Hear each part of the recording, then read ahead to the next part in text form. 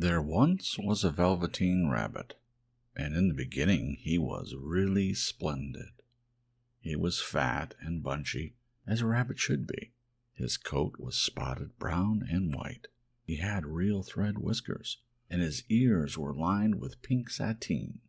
On Christmas morning, when he sat wedged in the top of the boy's stocking, with a sprig of holly between his paws, the effect was charming.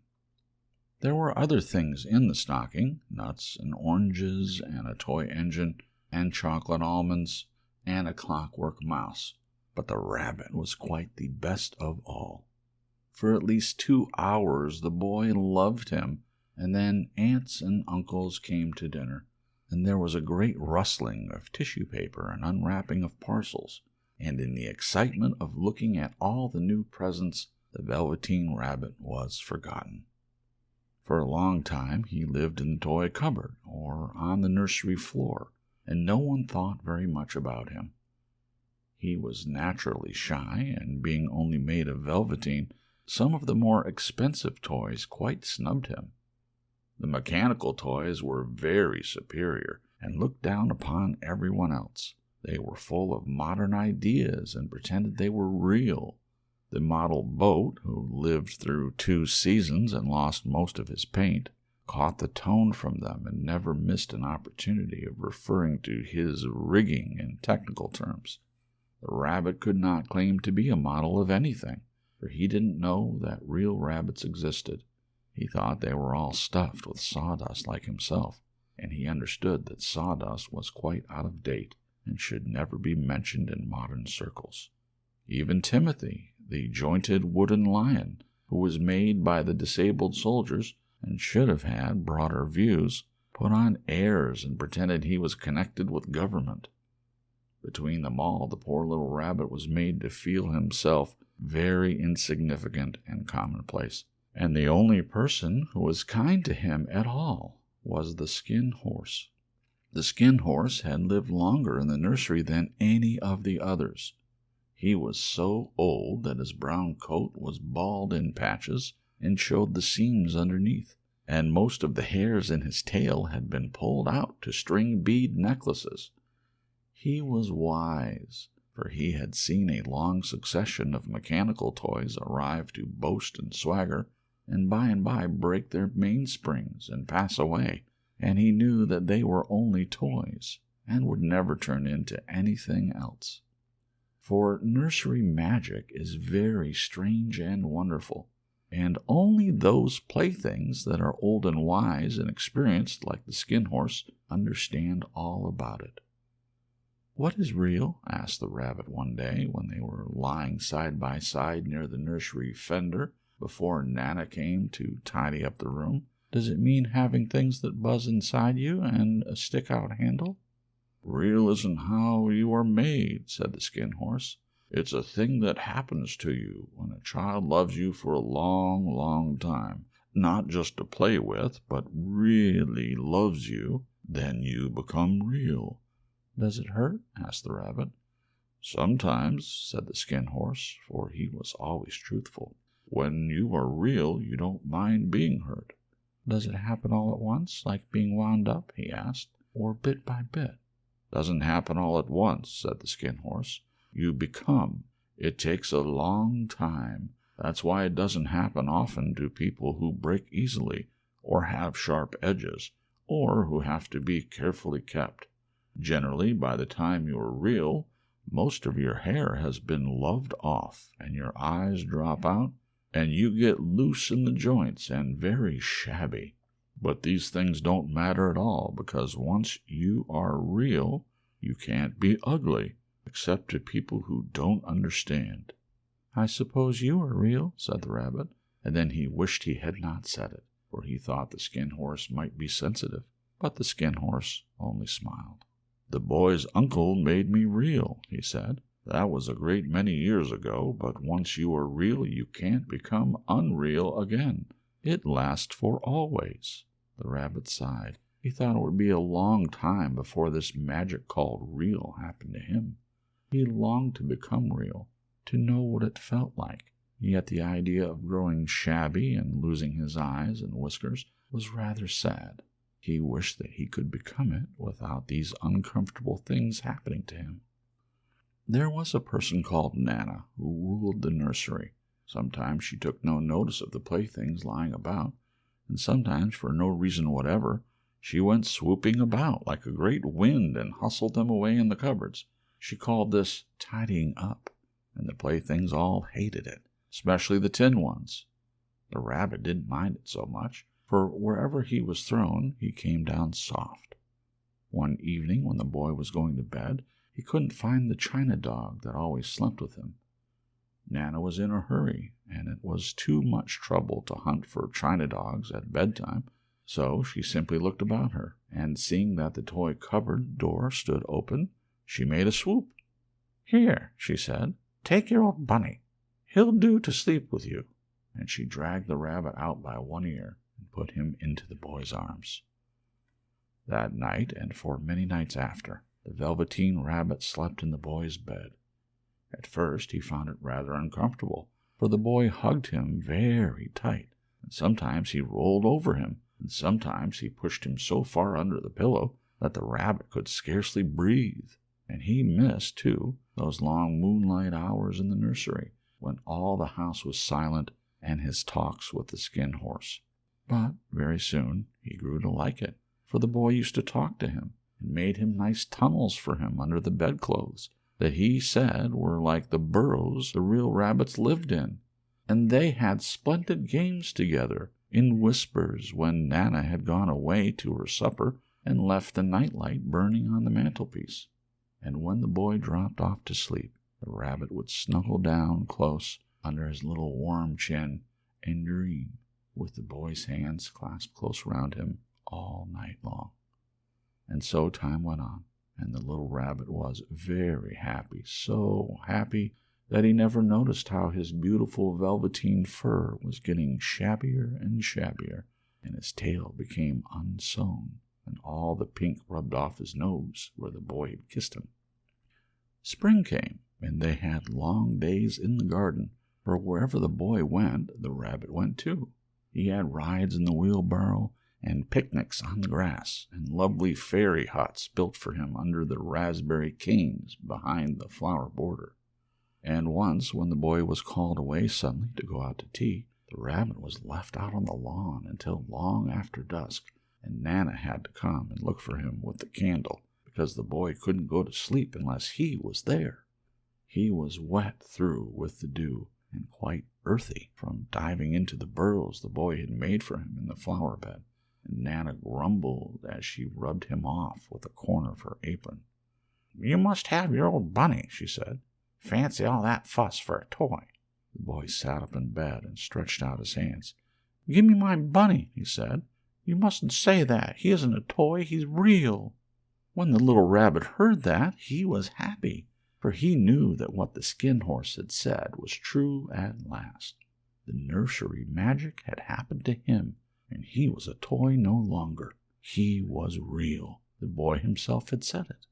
That night he was almost too happy to sleep, and so much love stirred in his little sawdust heart that it almost burst, and into his boot-button eyes, that had long ago lost their polish, there came a look of wisdom and beauty, so that even Nana noticed it next morning when she picked him up, and said, "I declare if that old bunny hasn't got quite a knowing expression." That was a wonderful summer. Near the house where they lived there was a wood, and in the long June evenings the boy liked to go there after tea to play. He took the Velveteen Rabbit with him, and before he wandered off to pick flowers or play brigands among the trees, he always made the rabbit a little nest somewhere among the bracken, where he would be quite cozy, for he was a kind-hearted little boy, and he liked Bunny to be comfortable. One evening, while the rabbit was lying there alone, watching the ants that ran to and fro between his velvet paws in the grass, he saw two strange beings creep out of the tall bracken near him. They were rabbits like himself, but quite furry and brand new. They must have been very well made, for their seams didn't show at all, and they changed shape in a queer way when they moved. One moment they were long and thin, and the next minute fat and bunchy, instead of always staying the same like he did. Their feet patted softly on the ground, and they crept quite close to him, twitching their noses, while the rabbit stared hard to see which side of the clockwork stuck out, for he knew that people who jump generally have something to wind them up, but he couldn't see it. They were evidently a new kind of rabbit altogether. They stared at him, and the little rabbit stared back, and all the time their noses twitched. "Why don't you get up and play with us?" one of them asked. "I don't feel like it," said the rabbit, for he didn't want to explain that he had no clockwork. "Oh," said the furry rabbit, "it's as easy as anything." He gave a big hop sideways and stood up on his hind legs. "I don't believe you can," he said. "I can," said the little rabbit. "I can jump higher than anything." He meant when the boy threw him, but of course he didn't want to say so. "Can you hop on your hind legs?" asked the furry rabbit. That was a dreadful question, for the Velveteen rabbit had no hind legs at all. The back of him was made in one piece, like a pincushion. He sat still in the bracken and hoped that the other rabbits wouldn't notice. "I don't want to," he said again, but the wild rabbits have very sharp eyes, and this one stretched out his neck and looked. "He hasn't got any hind legs," he called out. "Fancy a rabbit without any hind legs," and he began to laugh. "I have," cried the little rabbit. "I have got hind legs. I'm sitting on them." "Then stretch them out and show me, like this," said the wild rabbit, and he began to whirl round and dance till the little rabbit got quite dizzy. "I don't like dancing," he said. "I'd rather sit still." But all the while he was longing to dance, for a funny, new, tickly feeling ran through him, and he felt he would give anything in the world to be able to jump about like these rabbits did.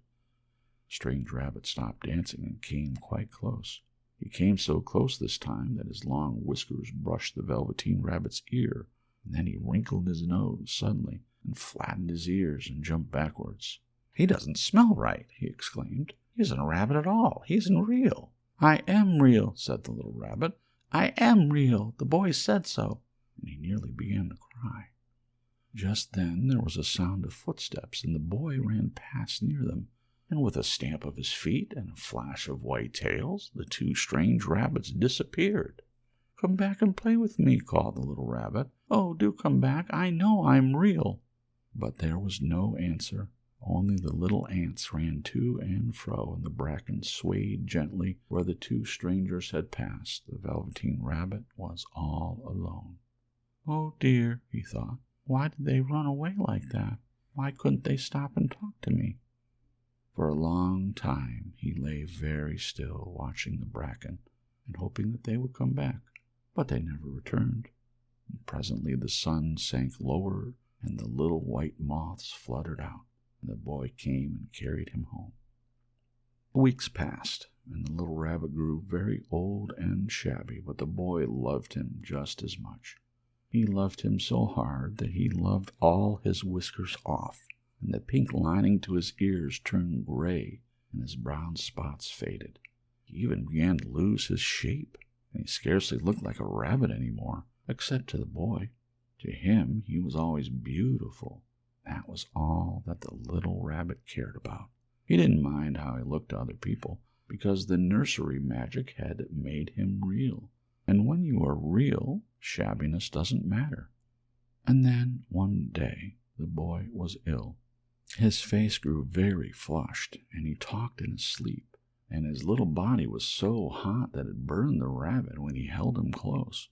Strange people came and went in the nursery, and a light burned all night, and through it all the little Velveteen Rabbit lay there, hidden from sight under the bedclothes, and he never stirred, for he was afraid that if they found him, someone might take him away, and he knew that the boy needed him. It was a long, weary time, for the boy was too ill to play, and the little rabbit found it rather dull with nothing to do all day long. But he snuggled down patiently and looked forward to the time when the boy should be well again, and they would go out in the garden amongst the flowers and the butterflies and play splendid games in the raspberry thicket like they used to. All sorts of delightful things he planned, and while the boy lay half asleep, he crept up close to the pillow and whispered them in his ear, and presently the fever turned, and the boy got better. He was able to sit up in bed and look at picture books, while the little rabbit cuddled close at his side, and one day they let him get up and dress. It was a bright, sunny morning, and the windows stood wide open. They had carried the boy out onto the balcony, wrapped in a shawl, and the little rabbit lay tangled up among the bedclothes, thinking. The boy was going to the seaside tomorrow. Everything was arranged, and now it only remained to carry out the doctor's orders. They talked about it all, while the little white rabbit lay under the bedclothes, with just his head peeping out, and listened. The room was to be disinfected, and all the books and toys that the boy had played with in bed must be burnt. "Hooray!" thought the little rabbit. "Tomorrow we shall go to the seaside," for the boy had often talked of the seaside, and he wanted very much to see the big waves coming in, and the tiny crabs and the sand castles. Just then Nana caught sight of him. "How about his old bunny?" she asked. "That?" said the doctor. "Why, it's a mass of scarlet fever germs. Burn it at once." "What? Nonsense! Get him a new one. He mustn't have that any more." And so the little rabbit was put into a sack with the old picture books and a lot of rubbish, and carried to the end of the garden behind the fowl house. That was a fine place to make a bonfire, only the gardener was too busy just then to attend to it. He had the potatoes to dig and the green peas to gather, but next morning he promised to come quite early and burn the whole lot. That night the boy slept in a different bedroom, and he had a new bunny to sleep with him. It was a splendid bunny, all white plush with real glass eyes, but the boy was too excited to care very much about it, for tomorrow he was going to the seaside, and that in itself was such a wonderful thing that he could think of nothing else.